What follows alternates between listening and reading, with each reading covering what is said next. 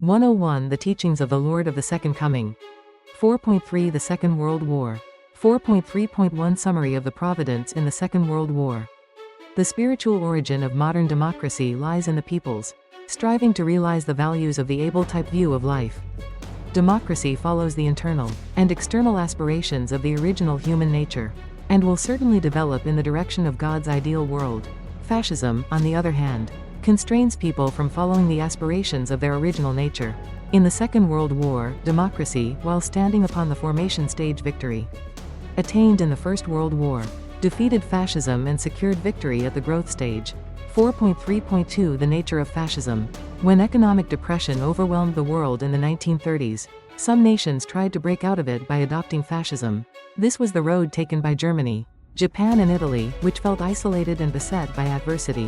What, then, is fascism? Fascism denies the fundamental values of modern democracy, including respect for the individual and his basic rights, freedoms of speech, the press and association, and the parliamentary system. Race or nationality is the ultimate value, to be upheld by a strong nation-state. Individuals and institutions exist only for the benefit of the state.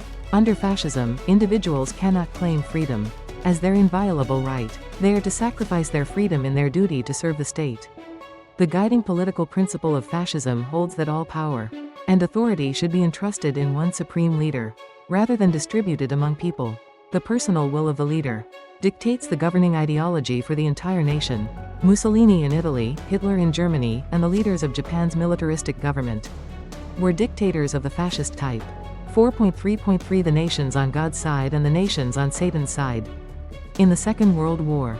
In the Second World War, an alliance of the democratic nations of the United States, Great Britain and France led the nations on God's side.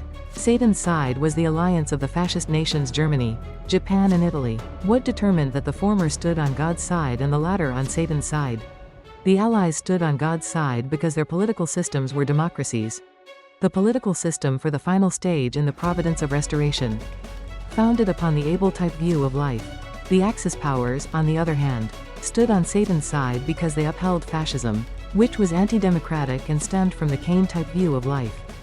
Moreover, the Allies and Axis powers were separated into God's side and Satan's side because the former nations supported Christianity, while the latter opposed and persecuted Christianity. Germany, the leader of the Axis powers, deprived people of their basic freedoms, and its ideological oppression denied them their religious freedom. Furthermore, Hitler massacred 6 million Jews. After concluding a concordat with the Pope, Hitler attempted to subordinate the churches under the control of cooperative bishops, while corrupting Christianity into a nationalistic neo-paganism, based on primitive Germanic religion. In protest, some Protestants and Catholics put up bitter resistance. Japanese militarists during the Second World War forced every church in Korea to install a kamidana, an altar for the Japanese Shinto gods, and compelled Korean Christians to worship at Shinto shrines.